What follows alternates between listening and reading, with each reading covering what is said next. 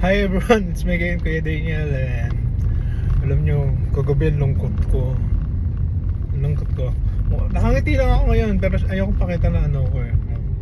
Pero lungkot ko kagabi no na hindi ko napanood yung yung part na inilipad na pala si FARRD sa The Hague sa Netherlands, no.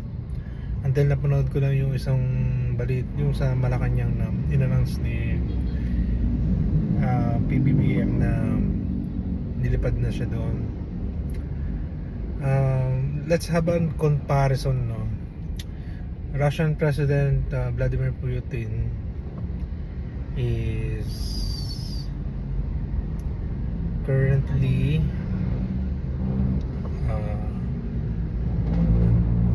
has an active warrant of arrest from ICC2, but because they are not part of the ICC,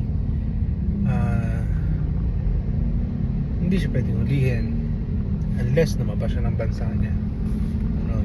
Pero gera yan pag nangyari. And also the president of the Israel, Prime Minister, an active warrant of arrest dahil sa crimes against humanity niya nang binomba niya yung Palestine. Grabe naman pambobomba yan, diba? Yun talaga may silang parehas dan dalawa, merong similarity. Intention nilang talagang pumatay ng tao, at sila yung merong direct order na bombahin niya. Let's go here in the Philippines. President Duterte, may narinig ba kayo sa kanya na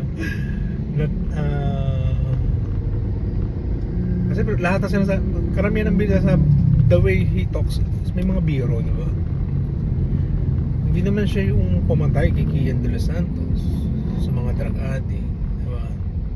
Kung may namatay nga na mayor, diba? O ano sasabihin nyo na si Duterte yung pumatay doon, diba? Hindi naman siya pumatay doon. Guilt is personal. Sino yung may gawa? Siya lang. Sino yung may hawak ng baril at pumutok doon? Siya lang. Wala naman siyang orders na na written para sabihin natin na siya talaga.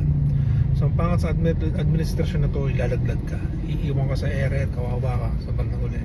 Pero thanks to that, ang susunod na magiging presidente dito, for sure, Duterte.